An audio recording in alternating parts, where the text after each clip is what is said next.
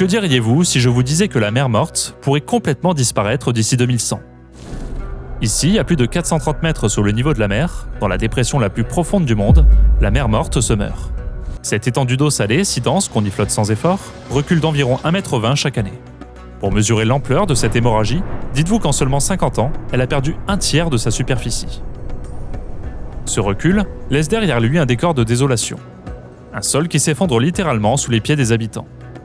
Des complexes touristiques, jadis fleurons du thermalisme mondial, ne sont plus que des carcasses de béton abandonnées au milieu de nulle part. Mais au-delà du désastre écologique et économique, cette agonie pose une question qui obsède les ingénieurs, géologues et les chefs d'État depuis plus d'un siècle. Est-il possible de sauver la mer Morte ?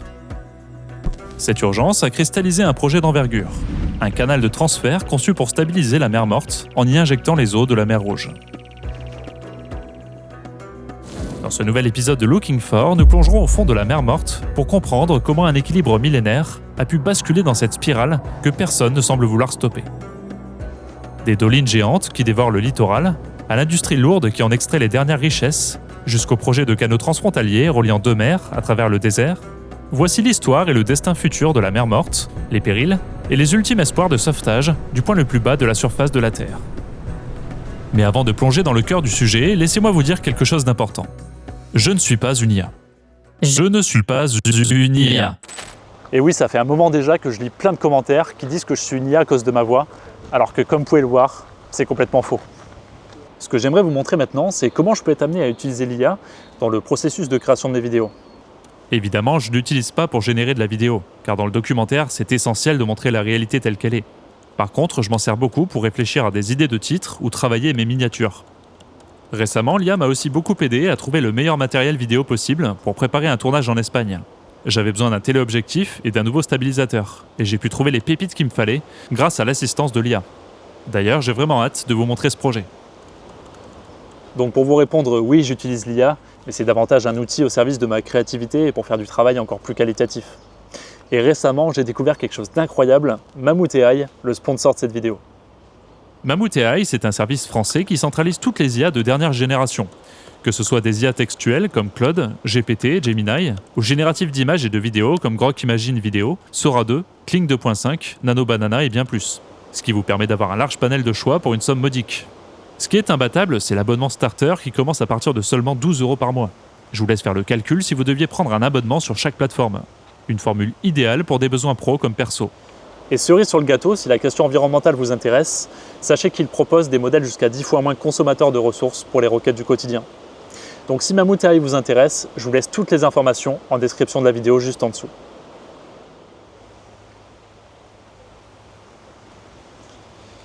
Pour comprendre l'agonie actuelle de la mer Morte, il faut d'abord autopsier le terrain.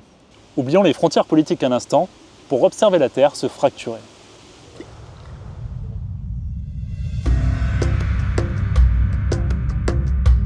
Nous nous trouvons ici sur la faille du Levant, une fracture de la croûte terrestre de plus de 6000 km qui prolonge le système de rift est-africain. C'est le point de friction entre la plaque africaine et la plaque arabique, qui coulissent l'une contre l'autre depuis des millions d'années. La plaque arabique remonte vers le nord, tandis que la plaque africaine glisse vers le sud. Ce mouvement de cisaillement latéral a provoqué des déplacements saccadés, qui ont progressivement étiré le sol de la région. Ce processus a donné naissance à ce que les géologues appellent un bassin de pull-apart. Une dépression colossale située entre deux segments de faille, créant le gouffre abyssal qui abrite aujourd'hui la mer Morte. Pourtant, cette zone n'a pas toujours été l'immensité minérale que nous connaissons. Il y a environ 20 000 ans, au sortir de la dernière période glaciaire, la vallée abritait un véritable colosse, le lac Lisan. Cette étendue d'eau s'étirait sur plus de 200 km, inondant tout le bassin depuis le lac de Tibériade jusqu'aux confins de l'Araba. Mais avec le réchauffement climatique du début de l'Holocène, ce réservoir a entamé un retrait irréversible. En s'évaporant, le lac Lisan s'est fragmenté, laissant derrière lui 3 vestiges isolés. Le lac de Tibériade au nord, le fleuve Jourdain au centre, et tout au bout de la chaîne, au point le plus bas de la dépression, la mer Morte. C'est ici que réside la particularité de son existence, mais aussi sa vulnérabilité, l'endoréisme. La mer Morte est ce qu'on appelle un lac endoréique. Dans le langage des géographes, cela signifie qu'aucune rivière, aucun fleuve, aucun canal n'en sort pour rejoindre la mer ou l'océan. C'est en quelque sorte un cul-de-sac géographique. Pendant des millénaires, un équilibre naturel s'est maintenu grâce à une mécanique d'évaporation perpétuelle. Le Jourdain déversait ses eaux douces chargées de sédiments et de minéraux arrachés aux roches basaltiques et calcaires de la région. Tandis que sous une chaleur dépassant régulièrement les 45 degrés, la mer Morte agissait comme un évaporateur géant. Dans cette cuvette chauffée à blanc, l'eau s'élève vers l'atmosphère, mais abandonne derrière elle ses composants les plus denses, les sels et les minéraux. C'est cette accumulation, répétée pendant des milliers d'années, qui a transformé un lac ordinaire en un lac hyper salin. La mer Morte est 10 fois plus salée que n'importe quel océan sur la planète. Cette singularité physique fait que la mer Morte a toujours fasciné, dès l'aube des civilisations. Pour les auteurs de l'Ancien Testament, elle était le théâtre du jugement divin, le tombeau des cités de Sodome et Gomorrhe. Ces récits de pluie de soufre et de feu trouvent d'ailleurs un écho dans la réalité géologique du secteur. Dans cette zone de fracture sismique active, les remontées de bitume étaient si fréquentes durant l'Antiquité que les Grecs avaient surnommé le lieu le lac asphaltite. Mais si la mer Morte inspirait l'effroi, elle était aussi convoitée pour ses richesses minérales. Durant l'Antiquité, c'était même un carrefour stratégique reliant les routes commerciales entre l'Arabie et la Méditerranée. Aristote lui-même mentionnait avec stupéfaction ces eaux si denses que tout corps y flotte sans effort. Cette fascination a influencé les conquêtes politiques de l'époque. La légende rapporte que la reine Cléopâtre aurait exigé de Marc-Antoine qu'il prenne le contrôle de la région, non pas pour étendre son territoire, mais pour sécuriser l'accès à ses matières premières. Le bitume, indispensable à l'embaumement et au calfatage des navires. Et surtout les sels précieux, reconnus pour leurs vertus thérapeutiques. Pendant des siècles, des pèlerins et des voyageurs ont ainsi afflué pour s'immerger dans ces eaux saturées de magnésium et de potassium. La mer Morte, autrefois joyau géologique, est aujourd'hui en train de s'effondrer. Son littoral est maintenant criblé de crevasses et elle a perdu un tiers de sa surface en l'espace de 50 ans.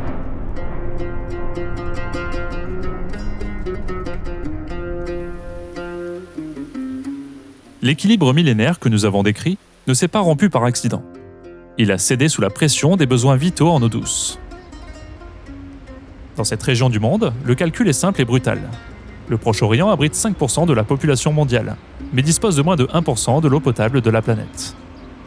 Dans ce territoire essentiellement désertique, l'eau est une ressource rare.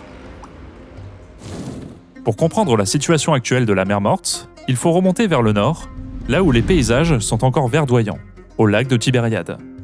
C'est l'unique réservoir d'eau douce d'Israël. Pendant des millénaires, ces eaux s'écoulaient librement vers le sud, empruntant le lit du Jourdain et alimentant la mer Morte.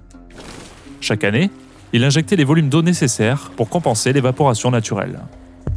Mais dans les années 50, l'homme a littéralement fermé la valve. Confronté à une démographie galopante, le jeune État hébreu a érigé l'aqueduc national d'Israël. Un chantier titanesque pour détourner les eaux du lac vers les villes côtières et les sables du Negev.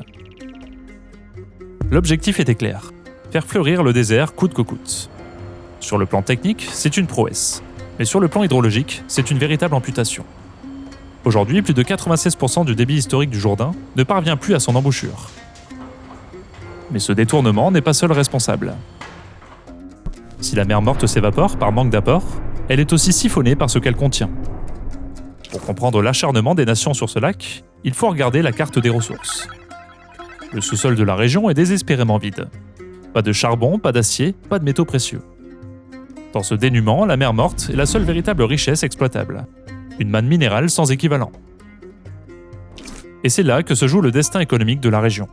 Car ce lac cache un or blanc, la potasse.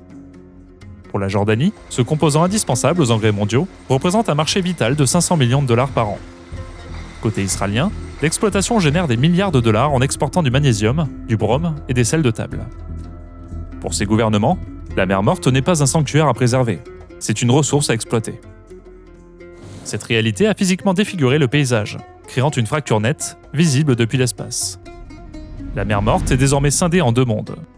Au nord, un bassin naturel qui s'enfonce. Au sud, un complexe industriel géométrique, un quadrillage de bassins d'évaporation artificiels. Ce n'est plus une mer, c'est une usine à ciel ouvert. Pour faciliter l'extraction, ces bassins ne font qu'1,80 m de profondeur. Une épaisseur optimisée pour que le soleil évapore l'eau le plus vite possible. Une fois les minéraux récoltés, ces piscines industrielles s'assèchent et doivent être remplies à nouveau. L'industrie va alors pomper massivement dans le bassin nord, pour maintenir ses installations sous perfusion. Les images satellites prises entre 1972 et 2021 révèlent ce transfert absurde. On vide la partie naturelle pour alimenter le rendement financier au sud. La mer Morte est prise dans un étau, asséchée à sa source et siphonnée à sa base. S'approcher des rives de la mer Morte aujourd'hui, c'est observer un paysage de désolation. Ce qui était autrefois un littoral n'est aujourd'hui qu'un horizon de sédiments. Là où les vagues atteignaient autrefois la route, il ne reste qu'une étendue craquelée. Par endroits, le rivage a reculé de plus de 2 km, transformant les anciennes stations balnéaires en belvédères absurdes, surplombant un désert de sel. Ce retrait massif a réveillé un mécanisme géologique instable, les dolines. Sous la surface, le processus est mécanique. En reculant, la mer a laissé derrière elle d'épaisses couches de sel gemme, piégées dans le sous-sol depuis des millénaires. Tant que ces strates restaient saturées de saumure, le sol demeurait stable. Mais aujourd'hui, les nappes d'eau douce descendant des montagnes de Judée s'infiltrent dans ces couches de sel désormais exposées. L'eau douce dissout le sel, créant d'immenses cavités souterraines, des poches de vide invisibles depuis la surface. Sans aucun signe avant-coureur, le sol finit par céder sous son propre poids. On dénombre désormais plus de 6000 de ces gouffres le long du littoral. Et le décompte s'accélère. Chaque mois, de nouveaux cratères apparaissent, engloutissant des plantations de palmiers ou des infrastructures touristiques. Les géologues estiment qu'au rythme actuel, plus de 500 nouveaux trous s'ouvriront chaque année. Le rivage est devenu une zone imprévisible, où la question n'est plus de savoir si le sol va s'effondrer, mais où sera située la prochaine faille. Cette agonie physique a déjà condamné l'économie locale. Le kibboutz Ein Gedi, autrefois une oasis réputée pour son thermalisme, ressemble désormais à un territoire en friche. Ces plantations de dattiers ont été abandonnées les unes après les autres, le sol étant devenu trop instable pour supporter le passage des engins agricoles. Plus de 10 hectares de cultures autrefois luxuriantes sont aujourd'hui des zones interdites, cernées par des barbelés et des panneaux de danger. Le spa d'Ein Gedi est le symbole le plus direct de ce dérèglement. Le bâtiment, conçu pour être au bord de l'eau, se dresse aujourd'hui au milieu d'une plaine de sel. Pour permettre aux touristes d'atteindre enfin la mer, la direction a dû mettre en place un petit train tiré par un tracteur. C'est un trajet de près de 10 minutes à travers un paysage de désolation pour rejoindre une eau qui ne cesse de s'éloigner. Fin 2017, les pertes financières pour cette seule communauté dépassaient les 30 millions de dollars. Mais le littoral n'est pas le seul à s'effondrer.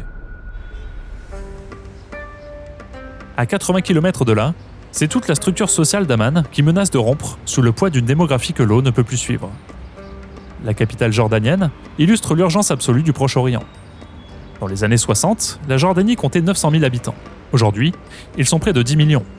Cette explosion démographique, accentuée par l'arrivée d'1 million de réfugiés syriens fuyant la guerre civile, a fait bondir les besoins en eau du pays de 22% à partir de 2011. Dans cette économie de la rareté, la pénurie s'immisce jusque dans l'intimité des foyers. Pour préserver les stocks, le gouvernement jordanien coupe désormais l'eau courante, plusieurs jours par semaine. Face à cette situation, une réponse inédite émerge. Des femmes se forment à la plomberie. Ce choix, qui a parfois suscité l'ironie au sein des familles, répond à une contrainte culturelle précise. En Jordanie, de nombreuses femmes musulmanes ne sont pas autorisées à rester seules à la maison, avec un technicien homme qui n'appartient pas à la famille. Ce blocage culturel retarde les réparations et entraîne la perte de milliards de litres d'eau à cause de canalisations vétustes. En s'emparant de ce métier, ces femmes deviennent les actrices directes de la sauvegarde d'une ressource qui ne peut plus être gaspillée. Mais économiser ne suffit plus. Avec une demande qui ne cesse de croître en Jordanie et dans les territoires palestiniens, l'eau est devenue une problématique majeure du conflit régional. Si elle est une source de tension évidente, elle reste aussi l'un des rares domaines où les parties continuent à communiquer malgré leurs différences. Face au déclin de ce niveau, l'idée de stabiliser le bassin par un apport d'eau extérieure n'est pas nouvelle.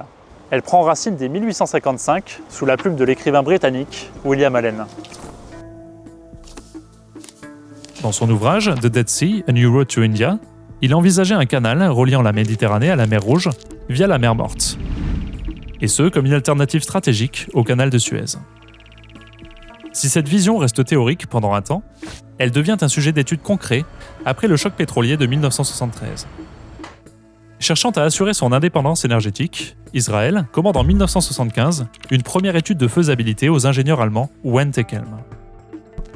Ces derniers proposent un aqueduc reliant la Méditerranée, depuis la ville d'Ashdod à la mer Morte. L'objectif est alors d'exploiter la dépression situé 430 mètres sous le niveau de la mer, pour laisser l'eau s'écouler par simple gravité. Cette chute hydroélectrique permettrait de produire une électricité abondante, destinée à alimenter d'immenses usines de dessalement. Mais au début des années 2000, les priorités basculent. L'urgence n'est plus l'énergie, mais la soif. Le tracé est alors déplacé vers le sud pour relier le golfe d'Aqaba, en mer Rouge, à la mer Morte. Rebaptisé Canal de la Paix, ce nouveau projet vise à transformer l'eau de mer en une eau douce de qualité assez bonne pour être consommée, via le dessalement, tout en ouvrant des perspectives agricoles et en tentant de stabiliser le niveau critique du lac.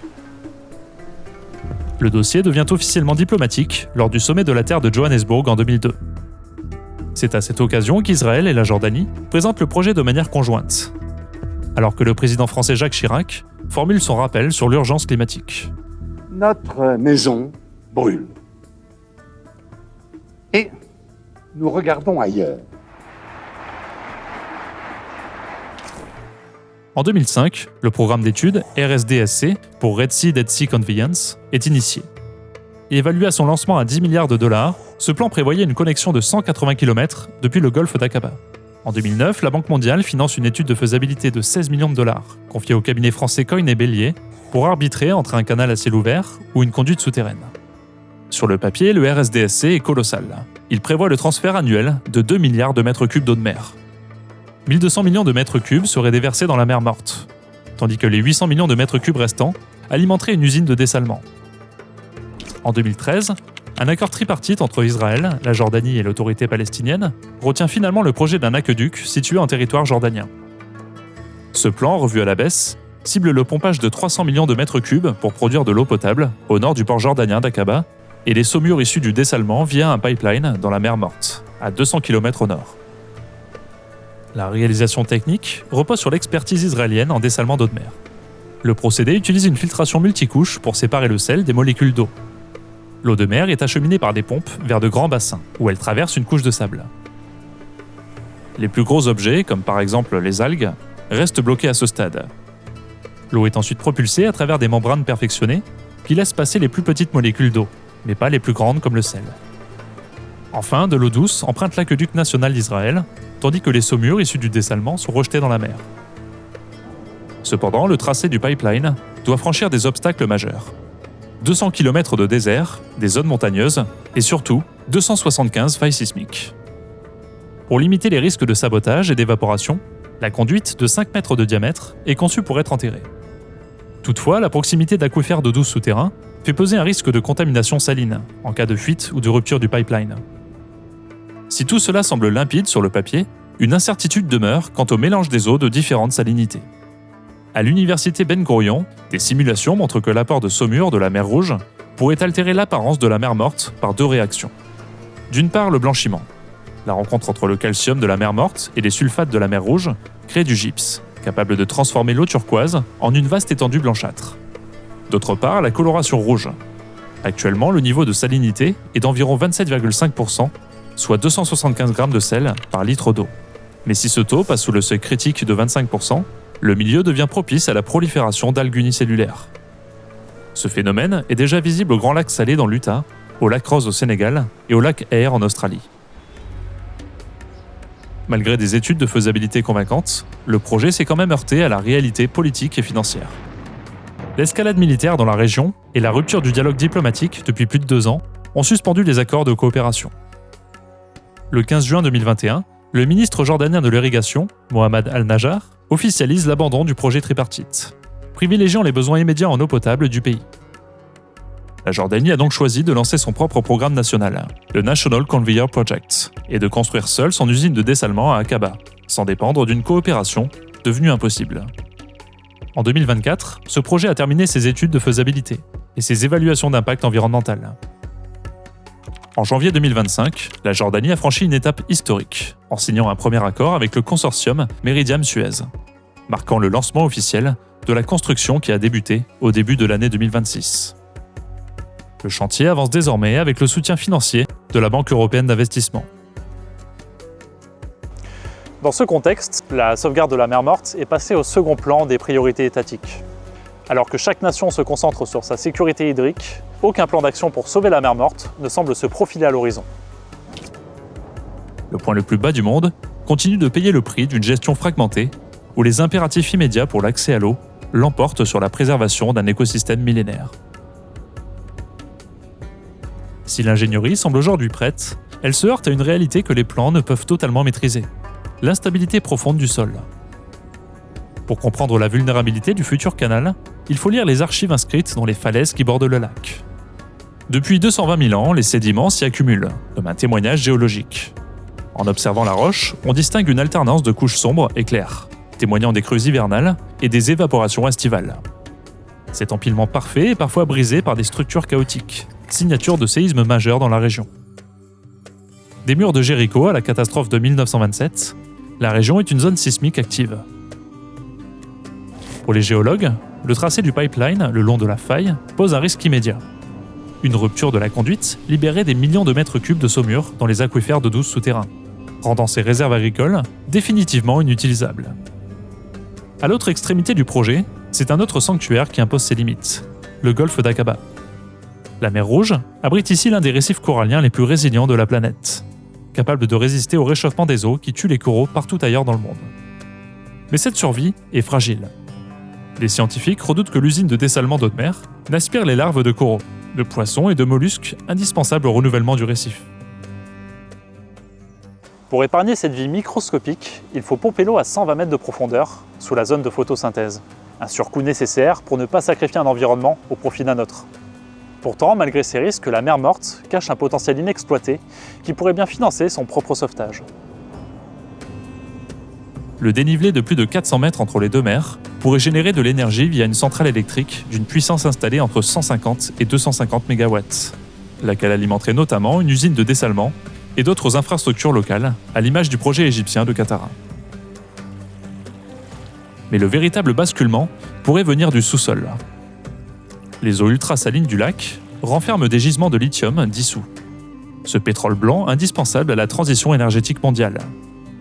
Grâce aux nouvelles technologies d'extraction directe, aussi appelées DLE, la mer Morte pourrait fournir assez de lithium pour fabriquer des batteries, générant ainsi des revenus capables de couvrir l'intégralité du coût de restauration du bassin. Elle passerait alors du statut de mer à sauver à celui de réservoir stratégique. Mais stabiliser la mer Morte, c'est aussi sécuriser un patrimoine mondial qui n'a pas de prix.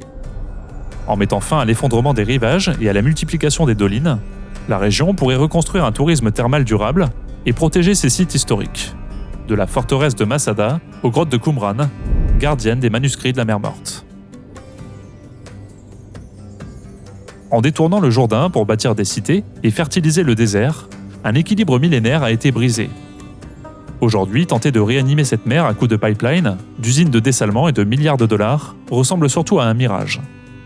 Une mer que plus personne ne cherche à sauver.